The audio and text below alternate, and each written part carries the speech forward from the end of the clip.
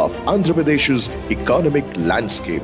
I believe in the power of ecosystem, and that's what we are doing in Andhra Pradesh. Born into a legacy of public service, Nara Lokesh is the son of Sri N. Chandrababu Naidu, renowned for his visionary governance, and grandson of Sri M.T. Ramarao, a leader dedicated to welfare reforms. Lokesh holds an MBA from Stanford and Bachelor of Science in Management Information Systems from Carnegie Mellon University, grounding his leadership with strategic global perspectives. Lokesh brought progressive leadership to the Telugu Desam Party in 2013. As IT and Panchayati Raj Minister, he modernized Andhra Pradesh's digital infrastructure, expanded e-governance,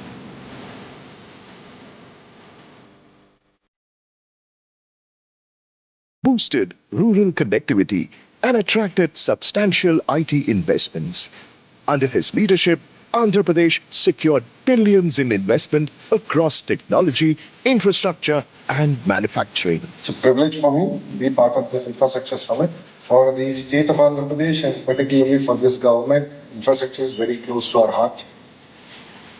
Focused on tech advancement, transparency, and youth empowerment, Lokesh has pioneered digital literacy and e-governance to make Andhra Pradesh a tech-driven state. He developed a digital skill registry to align workforce development with future needs, championed healthcare, rural progress, and spearheaded smart city projects in Amravati and Visakhapatnam. His efforts turned Visakhapatnam into a fintech hub. Visakhapatnam is going to be the financial capital of Andhra Pradesh, no second thought about it. Engaging global manufacturers like Foxconn and attracting corporations such as Kia Motors and HCL to boost employment and cement Andhra Pradesh's role as an investment destination.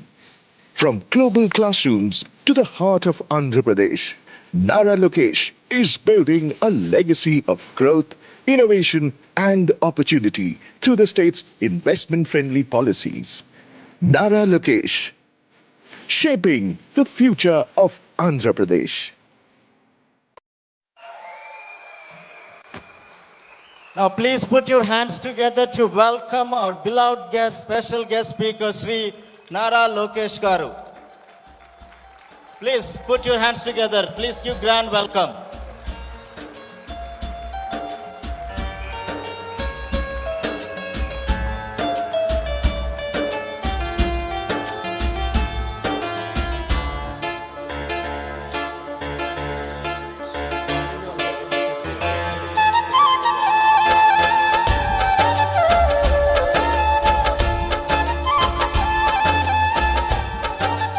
Now I would like to call upon Suresh Patluri and Suresh Manukonda.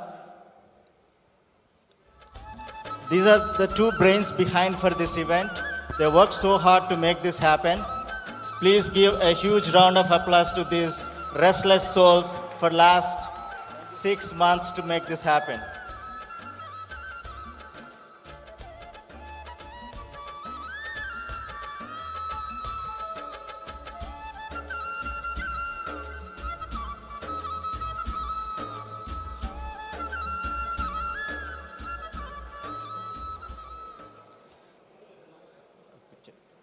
Thank you very much for your time.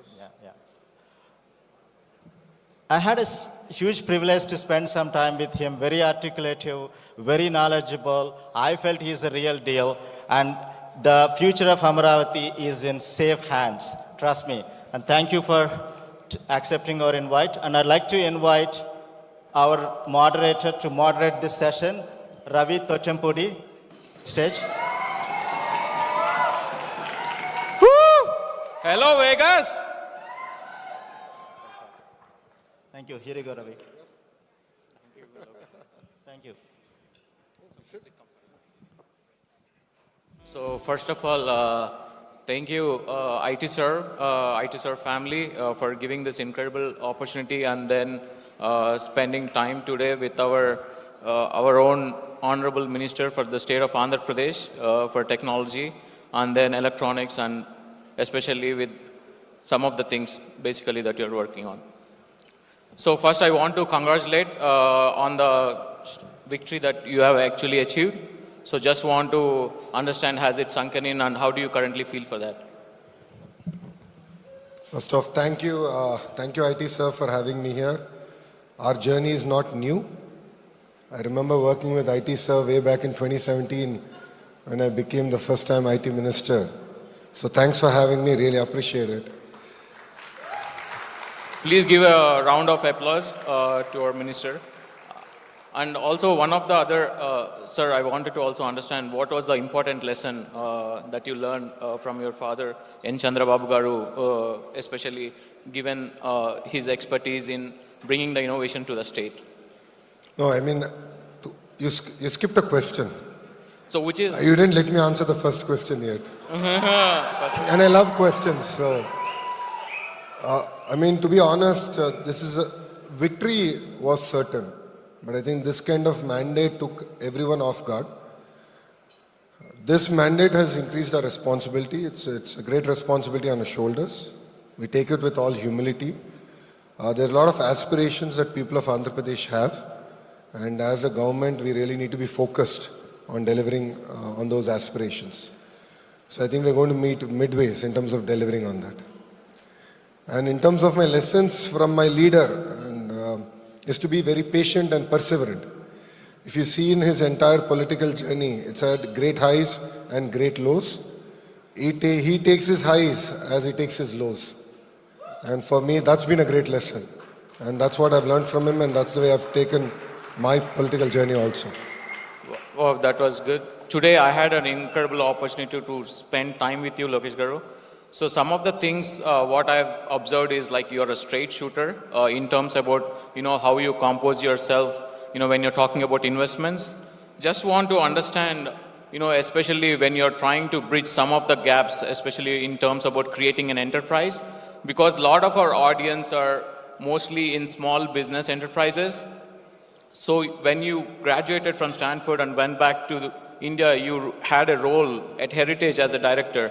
So when you actually ran both an enterprise company and then you came back into politics, how was that experience? Because a lot of our audience here would want to understand how to create an enterprise. I think that's a very good question. They're quite stark, they're quite different. In the private sector, when you are the boss, you decide the direction, you understand the journey, the results speak for themselves. If 1 month you miss something, you know where to correct. I think politics, you only get elections once every 5 years at the state level. So it gets very difficult to figure out whether you're in the right trajectory. And it's very important to remain grounded, meet people, hear from them, understand whether what you're doing is right and whether what decisions you're taking are meeting with their aspirations or not. So for me, that was very, very important. I think both journeys are mutually exclusive, but one thing I have learned being in the private sector and now in politics is building your team. You need to decide early on who can take you to a logical conclusion. I mean, who will be part of your journey. I think that's very important because when I joined Heritage, we had a crisis. Things were not good. We were losing a lot of money because of our retail expansion. Dairy was not bringing in that much of profit. So I had to decide early on the direction, trajectory of the business. Then I had to figure out whether the leaders believed in that vision or not. And based on that, I had to take decisions. I think politics is all about that also. I think you need people who believe in your vision, but also have that boldness to correct you when you're making mistakes. So in that sense, in terms of building your team, building the leadership in both organizations is something that I find very similar. Yes. So I think building upon that, also, you come from a legendary family, want to, building upon the legacy of your family, what is the vision that you create, especially like, for example, want to understand the expectations, like say, for example, when I was, going to engineering school, I had expectations from my parents that, are you going to be an engineer or a doctor? Coming from a family, with a lot of legacy, how did you manage your expectations? How did you, come yourself, like, finding those differences? I mean, even if you look at, even in business, when you come from a certain business family, the institution might have certain expectations on you. Similarly, in politics, there are greater expectations. People expect you to behave in a certain manner, respond in a certain manner. But if you look at my journey in politics, I've always broken the mold. You know, I have chosen the road less traveled. You know, membership in Telugu Desam Party was never a smooth affair. And in 2014, I chose that as my focus area. Similarly, in 2019, when I had to contest election, there's always a debate on which seat I should contest from. Generally, political legacies, I mean, people, second generation, third generation politicians choose a safe seat. I chose Mangalgiri. And Mangalgiri is a seat that we did not win since 1985. So I said, I should try it out, I should challenge myself. And, political legacies are not about safe seats. I think we should choose a road less traveled. I lost in 2019 by 5,300 votes. I never felt bad. I said, I didn't have enough of time to convince the people of Mangalgiri on what Lokesh is. So I spent 5 years, I worked on it. I said, I'm going to contest from here. And in this process, a lot of people told me, why not contest from a safe seat also, just in case you lose? And I told them, if I do take an easy route or exit, that's accepting defeat, and I'm not going to. So I contested in Mangalgiri in 2024, and I'm really proud to say that I won it with the highest majority that Andhra Pradesh has ever seen, which is 91,000 votes. Wow. Again, after that, when the ministries were being selected, and when I spoke to Babu Garu about what I should do, and he asked me, what do you want? What do you think you want? I said, let me take HRD. Human resource development is one of the most toughest ministries, a lot of teacher unions, and I love the challenge. And it's a great opportunity for me to shape next generation leaders, thinkers, engineers, scientists, doctors. So I always believe as leaders, we should take a road less traveled and transform in your own way. And that is what I have learned in my political journey. Wow, that was a great insight, Lokesh Garu. And then given a lot of interviews that I watched, and then a couple of times that I've interacted with you, and then given that you also won Scotch Person of the Year for Digital Award, and given that the importance of technology in governance, how do you think especially technology can play an important role in terms about rural communities that you advocate for? I mean, it's a fact that technology has changed all our lives. India has been lucky. We jumped the PC era, went straight to smartphones. There's more smartphones in India than there are toilets. That's a known fact. I think that presents a very unique opportunity in terms of governance. One thing I regret that we didn't do enough in our last term is to actually transform processes. What we did was digitize broken processes. But this time around, we want to correct it. We are actually looking at business process re-engineering in the government. And I'm looking at how can we deliver seamless governance in the hands of people, in the hands of citizens. How do you make politicians and IAS officers irrelevant in day-to-day governance and in day-to-day citizens' lives? So that's where I believe technology will play an important role, but it's also important to transform our processes and re-engineer our processes. And this is what you will see happening in Andhra Pradesh in the next 9 months. Okay, that was a great insight as well, Lokesh Garu. And then today, one of the insight that I had was you discussed a lot about investing in Vizag, particularly the area that's more interesting, especially in terms about technology investment, for both IT serve community as well as a larger audience. Do you want to highlight some of the few things that's so critical about that area that's very prone in terms about technology investments, especially in terms about Vizag? See, being a new state, Andhra Pradesh is presented with a unique opportunity. And that opportunity is to decentralize development and not center development around one city or one ecosystem. Way back in 2014, Mr. Naidu had a clear vision of which district should do what. And that's why Kia came to Anantapur, TCL, Foxconn came to Chittoor and Nellore, and we had Amravati as our capital. And from day one, I strongly believe that Visakhapatnam should be our IT capital, because I believe it has the right ingredients. Now let's talk about what are those right ingredients. It has amazing connectivity. It has great engineering colleges, amazing talent. And I jokingly keep saying that if Bangalore were to marry Goa and have a child, that will be Visakhapatnam. It's such a beautiful city, gorgeous ecosystem. And I truly believe that for IT, not only to survive, but to thrive, Visakhapatnam has all the right ingredients. As a state, we personally believe that the data revolution is here, and Andhra Pradesh is well poised in terms of harnessing that revolution. As all of you are aware, globally close to $300 billion are getting invested in data centers. And our agenda is to actually bring about 100 billion of that to India and bring majority of that to the state of Andhra Pradesh in Visakhapatnam. Back that with AI, education, and particularly focus on an AI university, where we're really excited on figuring out the interactions of AI in governance, AI in politics, AI in healthcare, AI in entertainment. And like how the erstwhile Indian School of Business model was, where it was completely private sector led, we would love to do the same magic in the AI university and really create next generation thought leaders and engineers, not only for Andhra Pradesh, but for the world. Wow. Thank you. Thank you for that. And a little bit off topic and also a candid question, Lokesh Garu. So I heard, you heard from Indra when she was talking about her Tata. I think a lot of audience in the room is waiting to hear this answer also. Do you want to get some reminiscent thoughts or memories about spending your time with your Tata?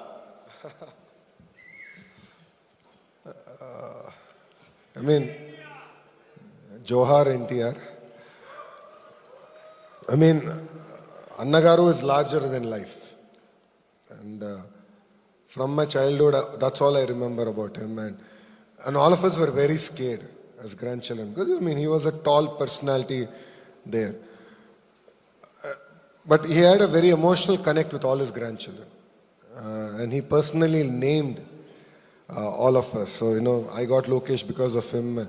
And all my cousins have their names because of him. So he had a lot of personal attachment with all of us. But honestly, we were just too many of us for him to spend time and nurture our aspirations and ambitions. But he was very humble, and every birthday, we used to go meet with him, spend time with him. And the way he would share love and affection is to feed you to the extent where you'll end up throwing up. I remember this so well. And that is the way he would show love and affection for all of us.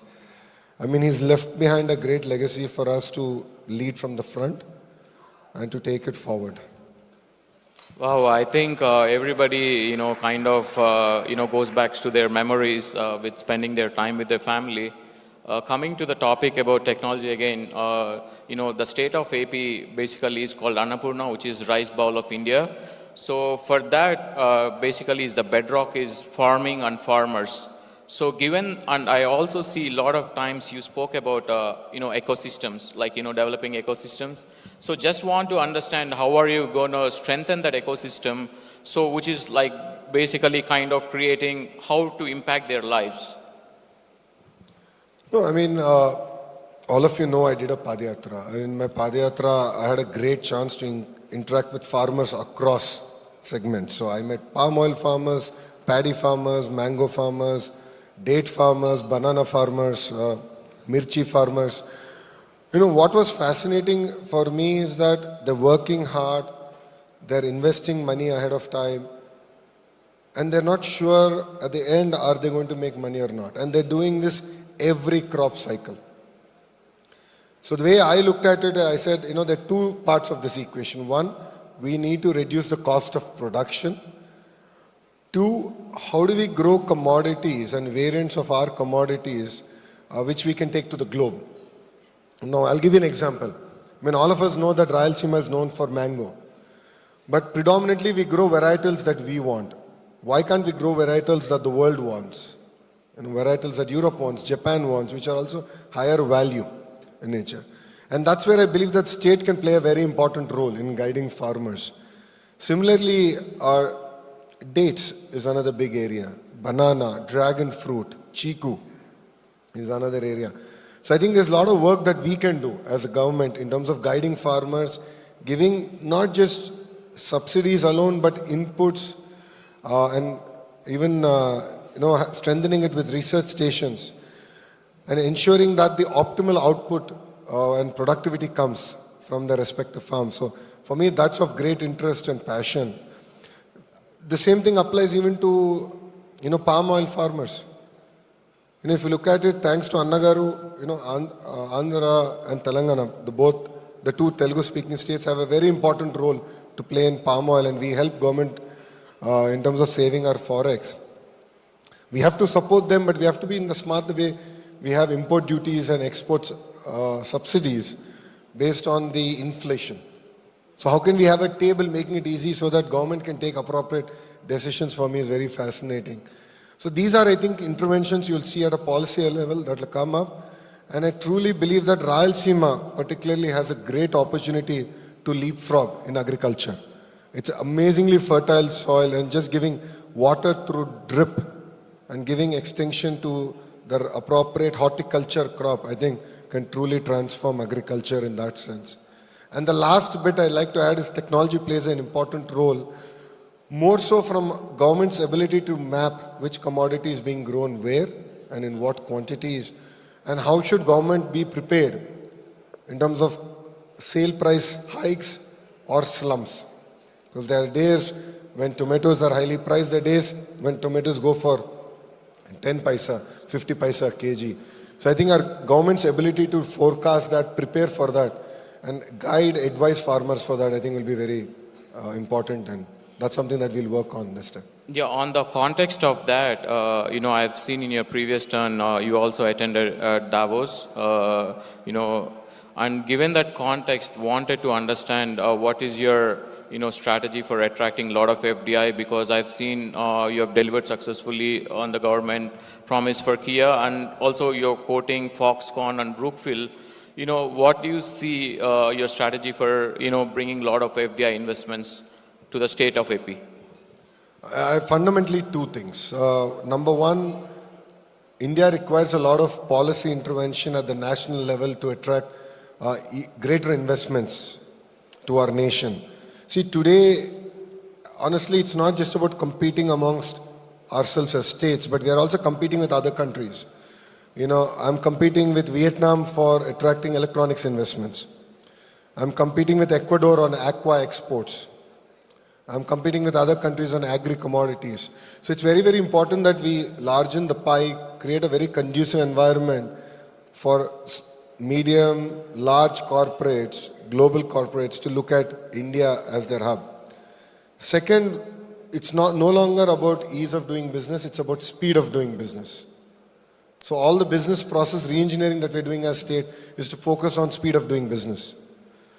So when I met Chandra sir, who's the chairperson of Tata Sons, and I was asking him what his advice to me would be, he said, just focus on speed of doing business. And he said, today corporates are spending $2, $3, $5 billion on each project. I mean, imagine a 6 months delay. It'll throw their entire business plan out of shape. 6 months delay would result in losses that they have to carry forward on their balance sheet. So our singular focus is on speed of doing business. We will compete with other states, and we will create a very conducive environment in Andhra Pradesh in terms of attracting investments and grounding those investments. And one example of that is how we closed TCS in a 90-minute meeting. That's the way we will work and get investments into state of Andhra Pradesh. Wow, that's a kind of an insight where I wanted to get into the context of bridging the gap for organization like IT Surveillance, where there's a lot of small business enterprises, all the way from 100 to almost thousands of employees. Because whenever you create enterprise, the speed, the context is the speed. So in that context, wanted to personally understand, when you dealt with a lot of enterprises, what was one of the challenge or some of the insight that you felt personally the most important thing in creating a faster space for enterprises You mean as a government or? as a government? So the challenge is how do you translate the vision of the Chief Minister down to the grassroots line functionary? So the Chief Minister has a clear vision to attract investments. Every meeting he talks about how many jobs did we create. But the problem that I see even at the grassroots level, at the field level is there is still the need for greater momentum. The tendency is to tell how not to do things. And that's the challenge that we struggle with. So we are in the process of bringing about that change, institutional change among the officers, among the political system in Andhra Pradesh to drive and be very focused on getting investments and creating local jobs. Yeah, I think building upon that, given all the work that you have done with the government, just wanted to understand what is your ultimate goal in politics? Do you want to see yourself at a national level or, anything, any role beyond Andhra Pradesh in the coming future? I mean, politics is one great field where you can positively or negatively influence people's lives. Being a third generation politician, I see this as a great opportunity to really transform things. There's amazing aspirations at the grassroots level, and it's important that we meet those aspirations and deliver. And after that, it is for people to decide where I should be. People of Mangalgiri in 2019 felt that, I had to serve them for 5 more years before giving me a chance. And when they gave me a chance, it is with a majority that Andhra Pradesh has never seen. So I think that's the beauty of the political system. So, we are here to serve the people. We are here to create amazing policies, attract investments, create jobs, create ecosystems. And then it is for people to decide whether I should be a gully politician or a Delhi politician. Oh, so given that, Lokesh Garu, one of the other thing, a lot of, people in the audience would love to know is, you were back home at the ripe age or early age of 32, 33 to run an enterprise and to get into government. So what would be your advice for a lot of, young and dynamic leaders out there? For example, we have some of the few, IT serve members who went and contested back home, like Ramu Garu from Gudivada or Yarlagadda Garu, and then also Suresh Garu. So what kind of advice, do you want to really give to, young people out there who really want to go out and then do public service? No, my advice to everyone has been is, first you need to settle down financially. That's very, very important. Today I am able to do what I want to do for the single reason is because Brahmani takes care of me and pays for my credit card bills. Not everyone is lucky in that sense. I'm very lucky. So I keep telling, when I met Ramu, Suresh Garu very early on, that was my advice. First be financially stable, come into politics to serve people. That should be a true calling. Nothing but that. When that is clear, come to politics. And the only way that can be clear is when you have financial security, when you don't need to depend on politics for any income. So I always advise all the youngsters, first settle down, be financially independent, stable. And definitely as Telugu Desam Party, I call ourselves as a university. We have this ability to create leaders who went on to lead even Telangana. And that is the beauty of Telugu Desam Party. We create leaders, we give people opportunity to lead from the front. And if you look at it this time, in the 160 odd seats that we contested, close to 70 of them were actually first timers who were contesting. And that's the beauty of Telugu Desam Party. If you look at it as an alliance, out of the 164 people that have won, close to 88 of us are first time MLAs. 17 out of the 25 ministers are first time ministers. So I think that's what makes Telugu Desam Party very unique. So basically, you have a new blood coming to power. So at the same time, in that context, also want to understand you've been traveling a lot, to different countries at different occasions. I know it's a lot, especially for entrepreneurs out there, that they're spending time away from their family. So would like to know what kind of things, you generally pursue to have a downtime or, to keep stress at bay generally. People would love to know. No, I think you should take life as it comes. There's no need to be stressed. What I've realized is when you're stressed and you take decisions, you end up making a lot of mistakes. So I've learned the art of breathing. So when I'm disappointed, when I'm upset, or when I feel a little bit of stress, I actually learn to breathe. And that really de-stresses me and makes me calm, and that enables me to take right decisions. Your destination, in order to reach your destination, and it could be politics, it could be business or any field that we chose, it's never a straight line. There are going to be amazing highs and there are going to be the worst lows. And what I've learned from our leader is you should take your lows as you take your highs. Then life is constant, life is good. Never carry stress home. There is no need to carry stress home. I believe that the stress of work should be left outside your door. When you go home, you should spend time with your family. No second thoughts about it. But saying that, if there are no sacrifices, you really cannot achieve what you want to achieve. Every day, I never sleep before the date changes. I meet people till about 10:30, 11 in the night. If you want to achieve greater things in life, and if you really want to leapfrog, then you will have to make certain sacrifices. And it's not just you, it's also your family. So I chose a career, and I'm able to do this because Brahmani and Devansh support me. 226 days of Padayatra. Never went back home for any festival. No Saturday, no Sunday. I think the only break I would take is when Brahmani and Devansh would come visit me, and I would start my Padayatra late by about 4 hours. That was literally the break that I would take next day. So sacrifices are done not only by you but by your family, and your family should be ready to make those sacrifices for you. So I think it's a very informed decision. In my case, it was a very informed decision. Brahmani and I spoke about it a lot. And during our toughest time, especially during Babu Garu's arrest, there was always days when Brahmani would still ask me, is this all worth it? Why do all this? Why sacrifice? Because end of it, look what's happened to the family.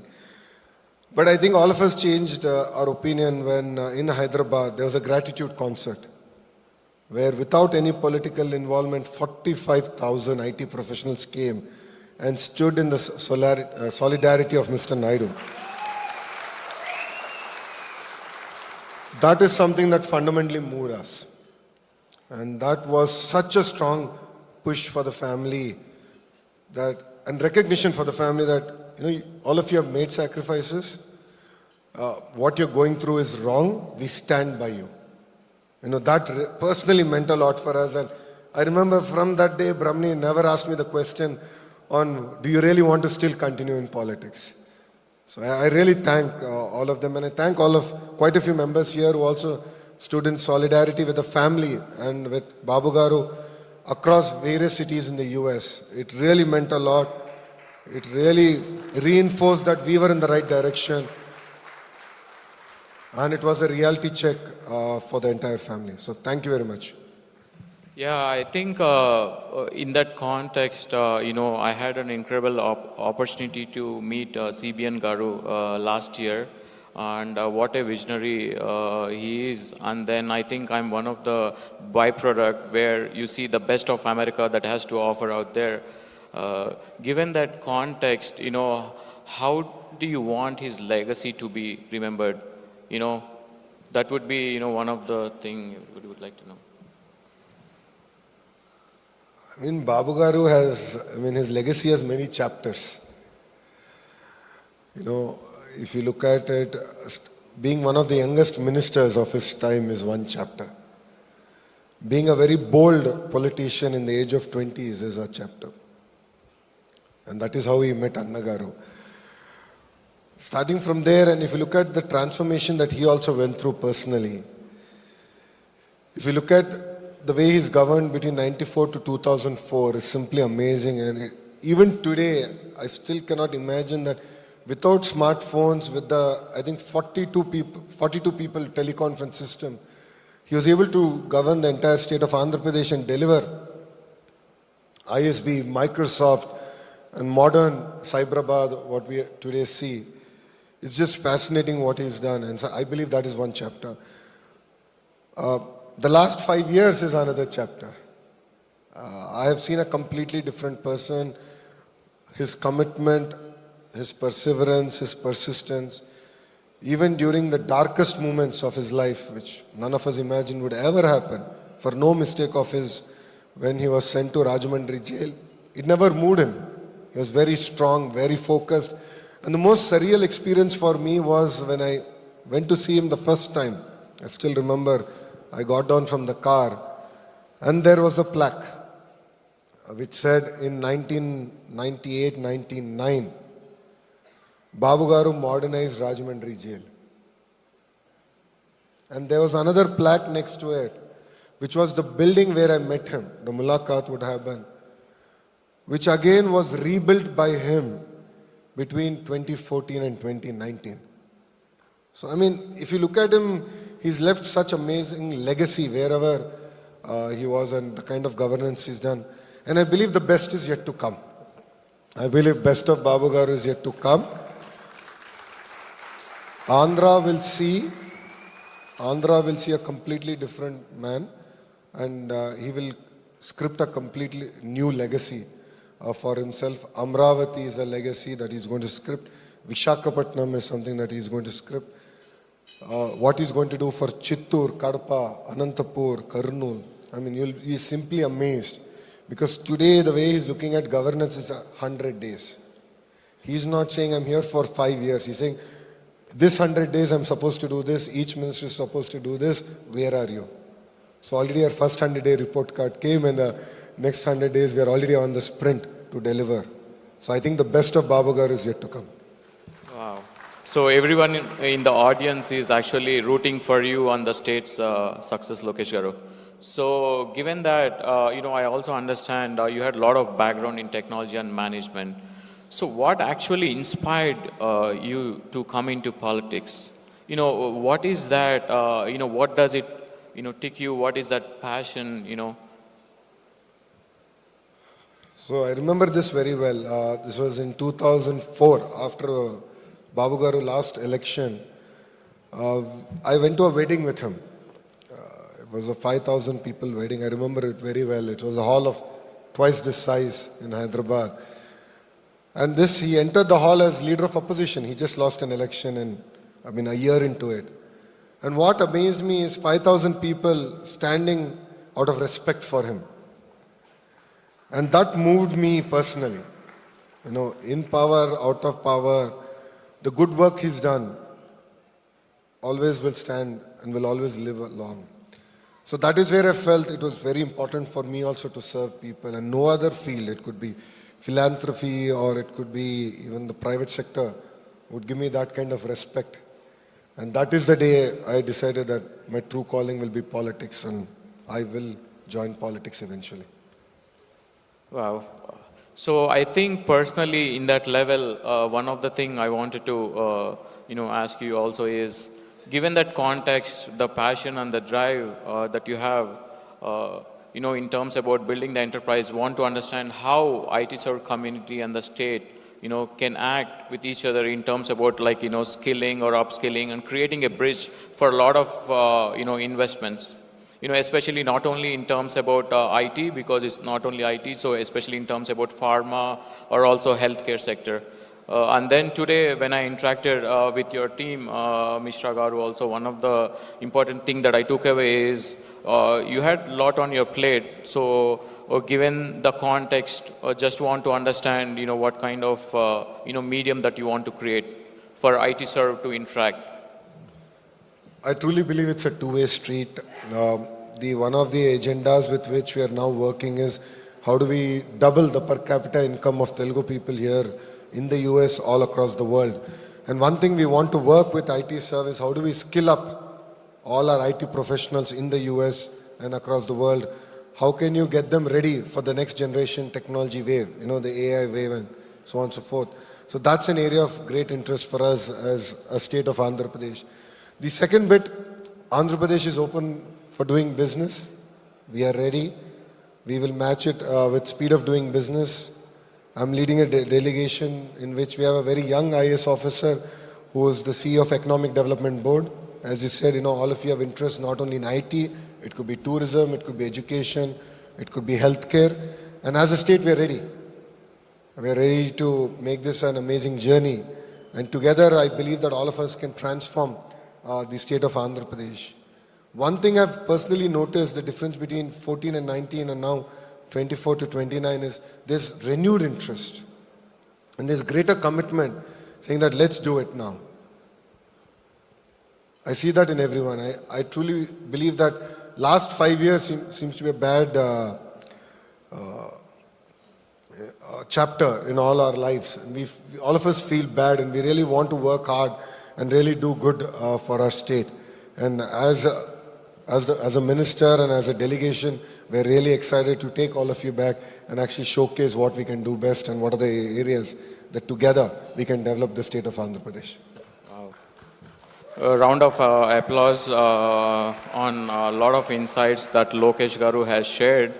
And Lokesh Garu, I also watched the drone conference that happened in the state of AP, and then you also received Guinness World Records for that show. So just want to understand in terms about the buzzing technology right now. A lot of people understand about AI, blockchain, and quantum.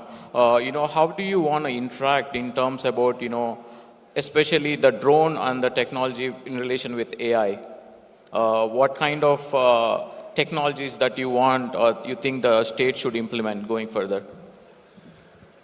I mean, as we always say, crisis is an opportunity. When we had floods in Vijayawada, it's one event in 248 years, if I'm right, where half of the city was actually flooded. We piloted drone delivery of relief material. This was not purpose-built drones. These were agriculture drones.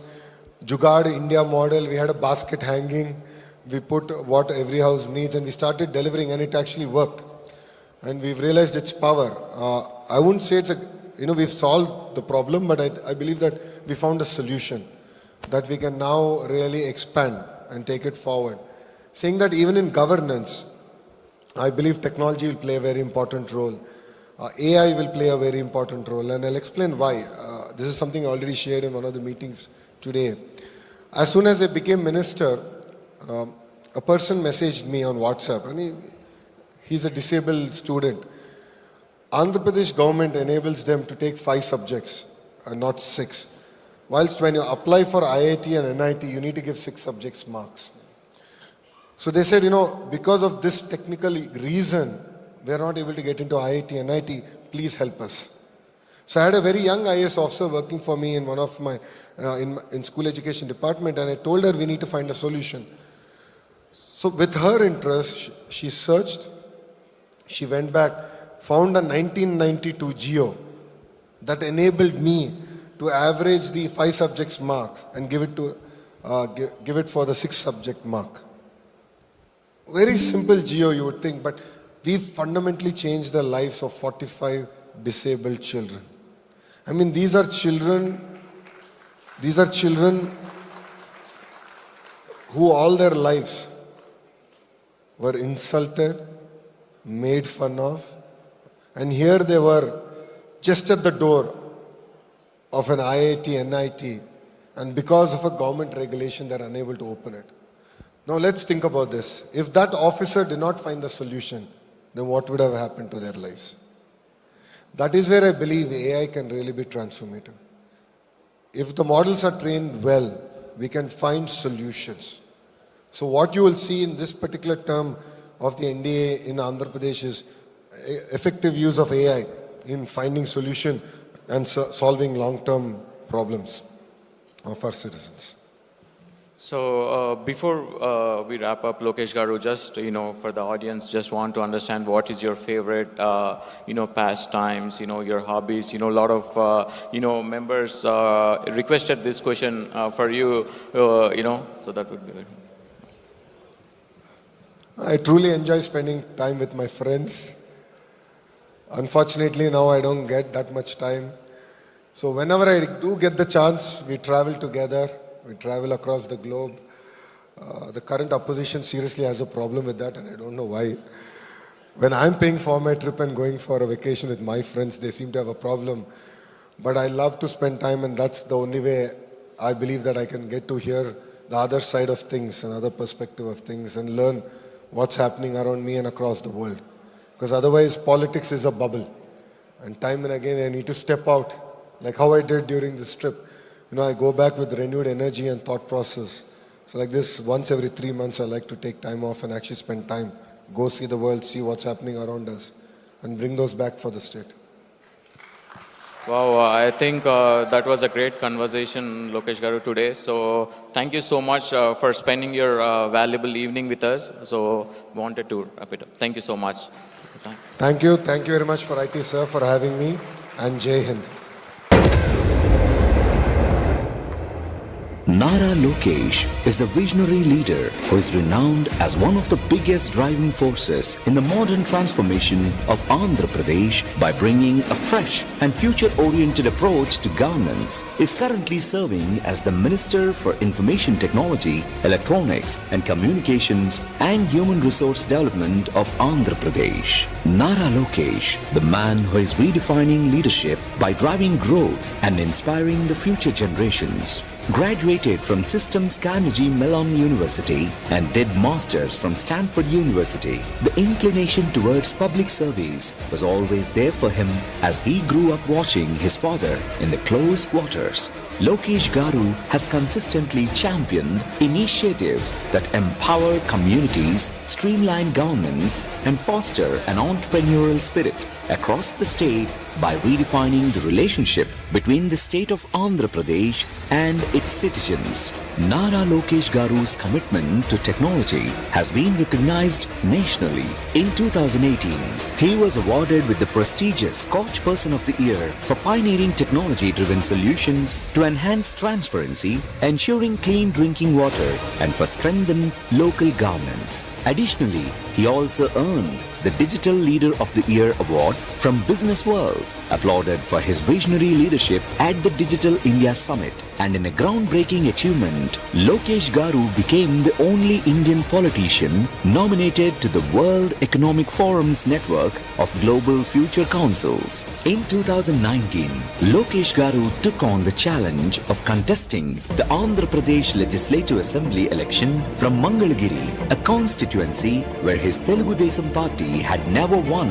for nearly 4 decades and narrowly missed victory. I have served the people of Mangalagiri for the last 4 years and 9 months. I stood there. I said, I'll do it right. With an overwhelming majority of 91,413 votes by breaking 39 years streak.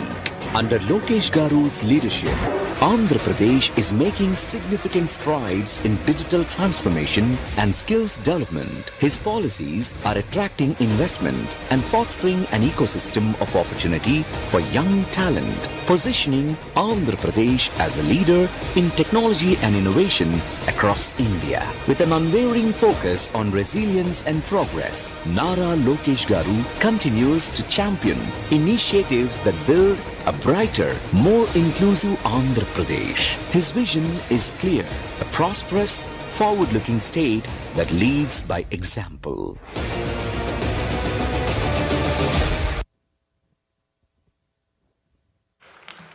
Thank you so very much.